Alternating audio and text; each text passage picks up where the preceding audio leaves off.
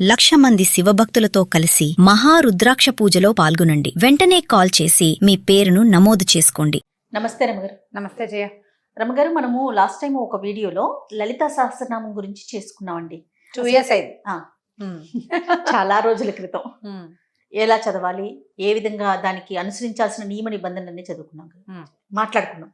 విష్ణు సహస్రనామాలు కూడా చాలా మంది విష్ణు సహస్రనామాలను కూడా చదువుకుంటూ ఉంటారు ప్రతిరోజు కూడా అనునిత్యం. వీటికి సంబంధించి విష్ణు సహస్రనామాలు చదివే ముందు కానీ చదివేటప్పుడు కానీ ఏమన్నా అంటే ప్రత్యేకించి జాగ్రత్తలు కానీ పాటించాల్సిన పద్ధతులు కానీ ఏమన్నా ఉన్నాయా?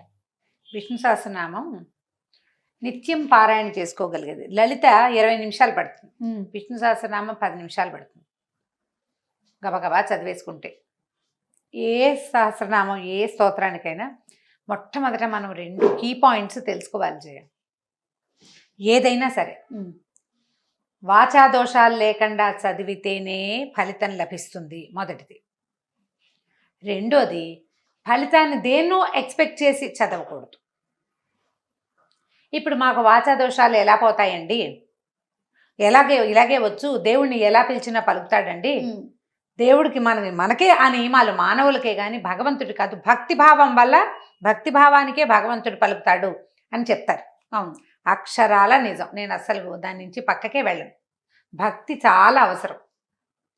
కృష్ణ అనుకో, విష్ణు సహస్రనామం రామ అనుకో, చాలా సులువు, ఒక్క అక్షర దోషం రాదు కదా. ఇంకా కృష్ణ అనేటప్పుడు కాకి వట్రవుసుడు పెట్టాలా, గుడిస్తే కీ పెట్టి కింద రావతి క్రీ అనాలా, క్రూ అనాలా, డౌట్లు ఉంటాయి. రామకి ఏ అనుమానము లేదు కదా, చక్కగా చిన్న పిల్లలు కూడా అనగలరు కదా, రామా అని 100 సార్లు అనుకుంటే చాలు. మీరు విష్ణు సహస్రనామం ఎందుకు తీసుకున్నారు? భగవంతుని యొక్క 1000 నామాలని, అవి చదివితే ఆయనకి ప్రీతని, వాటిని చదవటం వల్ల ఒక ఎనర్జీ డెవలప్ అవుతుందని, అది మనకే కాకుండా మన చుట్టూతా ఉన్న వాతావరణానికి కూడా ఉపయోగపడుతుందని ఈ భావంతో వెళ్ళాలి. దానివల్ల ఫలానా ఫలితం వస్తుందని వెళ్ళకూడదు. ఫలానా ఫలితాలు నువ్వు సహస్రనామం చదవగానే నీకు ఇవ్వడు భగవంతుడు. నీకు ఫలితాన్ని ఇచ్చేది భగవంతుడు కాదు, నువ్వు లోపల ఎలాంటి భావంతో చదువుతున్నావో ఆ భావం, నువ్వు ఎలాంటి శబ్దాన్ని ఉచ్చరిస్తున్నావో దానివల్ల ఉత్పన్నమయ్యేటువంటి ఎనర్జీ, అది నీ పాజిటివిటీని పెంచుతుంది. విష్ణువు సులభ సాధ్యుడు కాదు. ఆయన చాలా ప్రార్థించి నా వల్ల కావట్లేదు, నేను చచ్చిపోతానంటేనే వస్తాడు. మనకు తెలిసిన అన్ని కథల్లోనూ ఇలాగే కనపడుతుంది. పురాణ గాథలను అనుసరించే కథ. నామాలు చదివేటప్పుడు చక్కగా దోషాలు లేకుండా నేర్చుకోండి. అమ్మ, మిమ్మల్ని భయపెట్టడం అయితే నా ఉద్దేశం కాదు. ఏది చేస్తున్నామో దాన్ని త్రికరణ శుద్ధిగా చేయండి, దానివల్ల ఫలితం లభిస్తుంది. ఫలితం ఒక్క రోజున ఇలా పైనుంచి ఊడి పడిపోదు, నిదానంగా వస్తుంది. అసలు ఫలితం ఆశించకుండా భగవన్నామాలు చదువుకుంటే వచ్చే సంతృప్తి, సంతోషము, వాటి వల్ల మనకి కలిగే ఆనందము, దానివల్ల ఉత్పత్తి అయ్యేటువంటి ఎనర్జీ చాలా ముఖ్యమైనవి. విష్ణు సహస్రనామం చదివితే రోజు బాగుంటుంది, సూర్యచంద్రుల గతి బాగుంటుంది ఆ సౌండ్ వల్ల. సూర్యచంద్రుల గమనమే మన జీవితానికి ఆధారం. అత్యంత భక్తి శ్రద్ధలతోటి నువ్వు చాలా పూజ చేసినా చేయలేకపోయినా, బోల్డ్ పువ్వులు పెట్టు, బోల్డ్ నైవేద్యం పెట్టు, 11 కొబ్బరికాయలు కొట్టు, అయ్యో వడపప్పు లేకపోతే ఎలాగా అని వడపప్పు పెట్టు, పెట్టకపో మనే పోని, చేసే నామాన్ని శబ్దంలో దోషాలు లేకుండా, వాచా దోషాలు లేకుండా పలకవలసిన విధంగా పలుకుతూ గనక చేస్తే దానివల్ల ఉత్పత్తి అయ్యే ఎనర్జీ ఏమిటో మీకు తెలుస్తుంది. నేర్చుకోండి. మొదట మంచి చక్కటి ఆడియోలు దొరుకుతున్నాయి, సెలెక్ట్ చేసుకోండి. ఎంఎస్ సుబ్బలక్ష్మి గారిని కనుక పెట్టుకుంటే ఆవిడతో పాటే నిదానంగా పరిగెత్తద్దు, తొలి రోజుల్లో పరిగెత్తద్దు. ఆల్రెడీ మేము బాగా వచ్చండి, మేము ఎప్పుడు చేస్తాం అని చెప్పే వాళ్ళల్లో కూడా కనీసం 15-20 అక్షర దోషాలు ఉంటాయి. ఐ బెట్ దాని మీద పందెం కడతాను నేను, తప్పులు పోతాయి. తప్పులు పోకూడదన్న ఇంటెన్షన్ తోటి చదవండి. ప్రధానంగా మనం అర్థం చేసుకోవాల్సింది ఏంటంటే స్తోత్రాలన్నీ సంస్కృతంలో ఉంటాయి. అవునండి. సంస్కృతము మనకు సంశ్లిష్టము సంక్లిష్టము సంశ్లేషము అక్షరాలు కలిసిపోయి ఉంటాయి, విసర్గలు ఉంటాయి. అహా మనకు తెలుసు కదా, అహా పక్కన 2 సున్నాలు పెడితే విసర్గ మనకు తెలుసు. సంస్కృతంలో 7 రకాల విసర్గ సంధులు ఉన్నాయి. విసర్గ పక్కనున్న అక్షరాన్ని బట్టి విసర్గని పలకాలో వద్దో, విసర్గ సాగా మారుతుందో రాగా మారుతుందో, అసలు వినపడదో, కనపడకుండా ఉండి రాసేటప్పుడు రాయాలో, అలాంటి నియమాలు ఉంటాయి. అవన్నీ మనకు తెలియదు కదా, మనకు తెలియదు.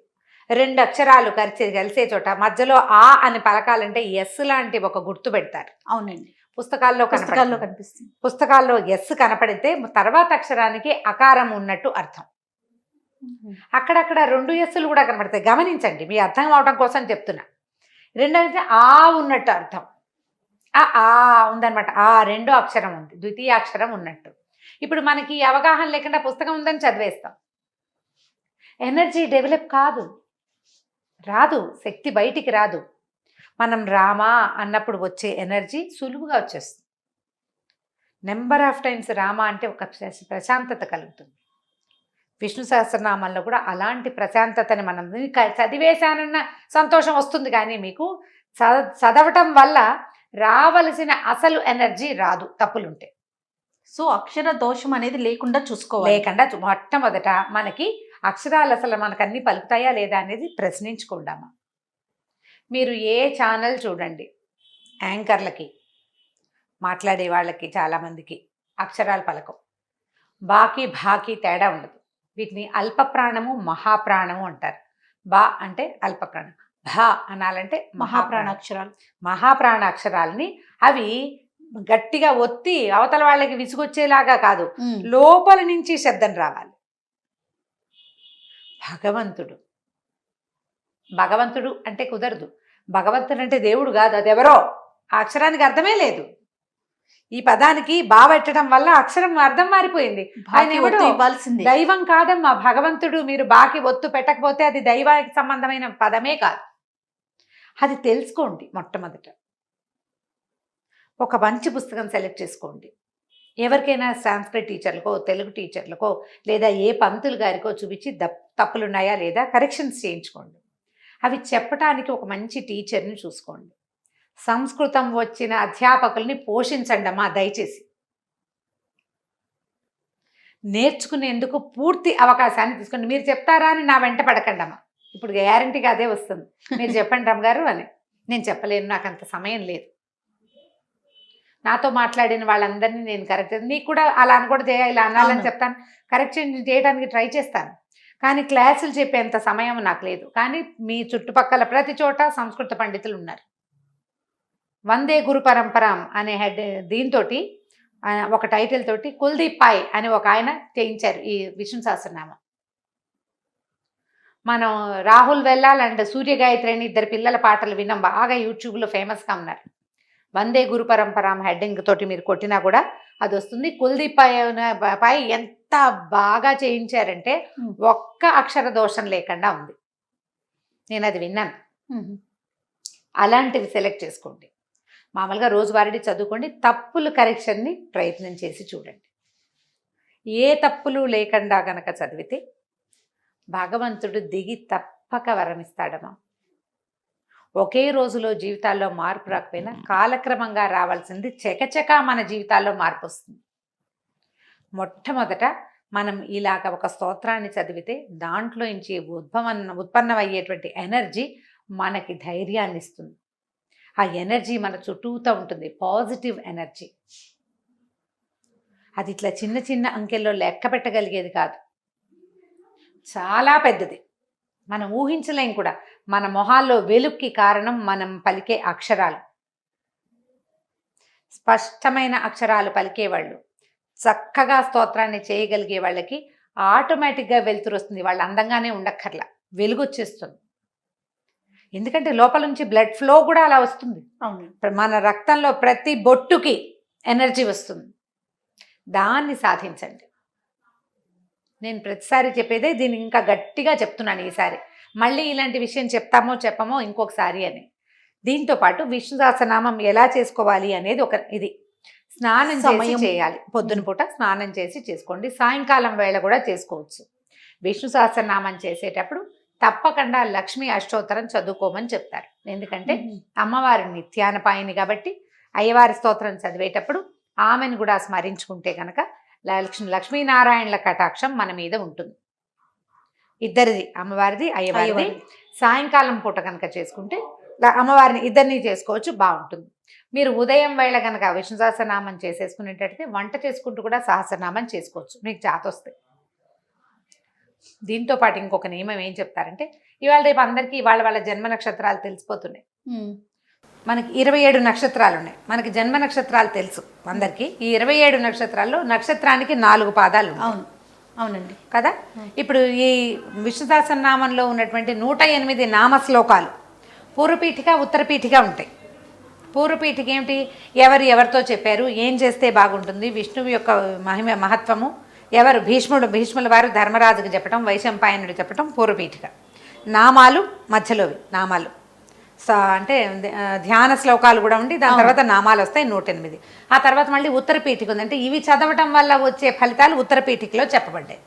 ఇప్పుడు నామాలు మాత్రమే ఉన్నవి 108 శ్లోకాలు. ఇవి మొదటి నక్షత్రం నుంచి లెక్క పెట్టుకోండి. మన నక్షత్రపు సంఖ్య ఏమిటి, నక్షత్రంలో మన పాదం ఏది, పాద సంఖ్యలు కూడా లెక్క పెట్టుకోవచ్చు. మొదటి నుంచి మొదలు పెట్టుకుని 1వ శ్లోకం విశ్వం విష్ణుర్వషట్కారో భూత భవ్య భవత్ ప్రభు శ్లోకం దగ్గర అది మొదటి నక్షత్రమైన అశ్విని నక్షత్రపు మొదటి శ్లోకం అన్నమాట. 4 చొప్పున నెంబర్లు వేసుకుంటూ రండి, 4 చొప్పున. మీ నక్షత్రం ఎన్నో నక్షత్రమో చూసుకుంటే మీ నక్షత్రానికి సంబంధించిన 4 శ్లోకాలు కనపడతాయి. ప్రతి నక్షత్రానికి ఇది అని చెప్పట్లా, ఇది ఒక అవగాహన. ఈ రకంగా చదువుకోవచ్చు. మన నక్షత్రపు 4 శ్లోకాలని, ఇప్పుడు నా దారిద్ర నక్షత్రం, నీదేదో చిత్తా నక్షత్రం, ఇంకోది పొబ్బా నక్షత్రం, ఒక్కగలది స్వాతి నక్షత్రం, మన నక్షత్రానికి సంబంధించిన 4 శ్లోకాలని మనం గనక మొత్తం చదువుకోలేకపోయినా స్వామిని తలుచుకుని ఈ 4 శ్లోకాలు తర్వాత శ్రీరామ రామ రామేతి రమే రామే మనోరమే శ్లోకం ఉంది కదా, ఆ శ్లోకంతో చదువుకుంటే కనుక, అంటే ఒకసారి శ్రీరామ రామ రామేతి చదవటం మన నక్షత్ర శ్లోకం మొదటిది, మళ్ళీ శ్రీరామ రామేతి చదవటం 2వ శ్లోకం, మళ్ళీ శ్రీరామ రామ రామేతి చదవటం 3వ శ్లోకం, మళ్ళా శ్రీరామ రామేతి చదవటం 4వ శ్లోకం. ఈ 4వ శ్లోకం అయ్యాక కూడా మళ్ళీ శ్రీరామ రామ రామేతి చదువుకోవాలి. సంపుటీకరణ అంటారు దీన్ని. 4 మన శ్లోకాలు, 5 శ్రీరామ రామ రామేతి చదువుతాం. అట్లా కనుక చదువుకుంటే బ్రీఫ్గా చేసుకోవటం కోసం, మొత్తం చదవలేని వాళ్ళకి, పిల్లలకి మొత్తం చేయలేరనిపించినా కూడా, ప్రయాణంలో ఉంది పుస్తకం లేకపోతే కథ మనం మర్చిపోతాం లైన్ అని మీకు అనుమానం ఉన్న నక్షత్ర శ్లోకాలని 4ని సెలెక్ట్ చేసుకుని వాటిని ఇట్లా సంపుటిగా 5 సార్లు శ్రీరామ రామ రామేతి చదువుకోవటం, 4 మన నక్షత్ర శ్లోకాలు చదివి 9 శ్లోకాలే కాబట్టి సులువు. పిల్లలకు కూడా నేర్పించవచ్చు. దీనివల్ల కూడా విష్ణు సహస్రనామం మొత్తం చదివిన ఫలితం వస్తుంది. ఒక మెయిన్ శ్లోకం శ్రీరామ రామ రామేతి మనకొచ్చు, అందులో కష్టం లేదు, అక్షర దోషాలు రావు.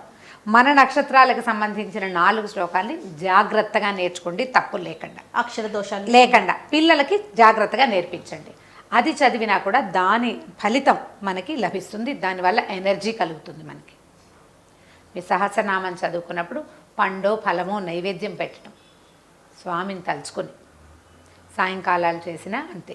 దీపారాధన సాధారణ నియమం ఏంటంటే అందరూ చేసేది, దీపం పెట్టుకుని చదువుకోవటం. పెద్ద పూజ నువ్వు ఇంకేమీ చేయలేకపోతావు.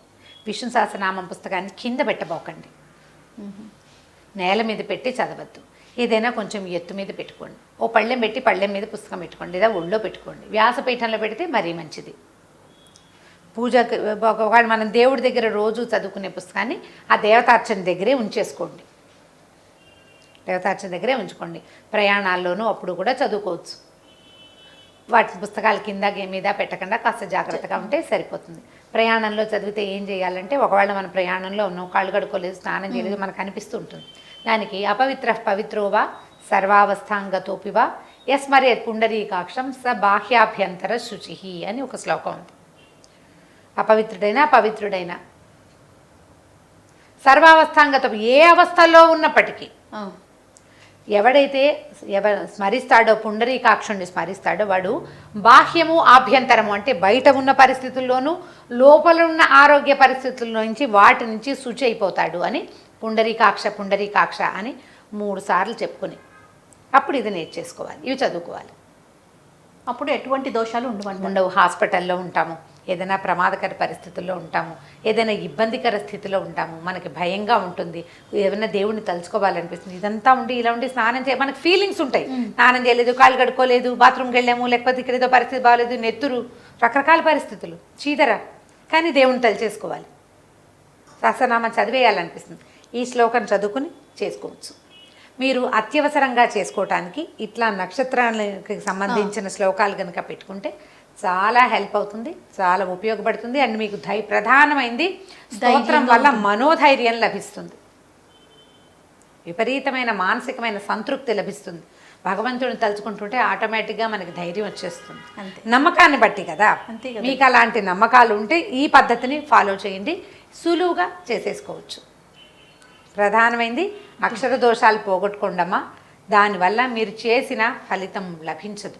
మనం ఎన్నిసార్లు చేసాము అని లెక్క కాదు, అక్షర దోషం లేకుండా ఒక్కసారి చదివినా చాలా చాలు, అంతే. సరే, అలానే రమ్మగారు, నమస్తే. నమస్తే జీ. ఈ వీడియో కనుక మీకు నచ్చినట్లయితే లైక్ చేయండి, షేర్ చేయండి. మరిన్ని ఇంట్రెస్టింగ్ వీడియోస్ కోసం మా ఛానల్ని సబ్స్క్రైబ్ చేసుకోండి.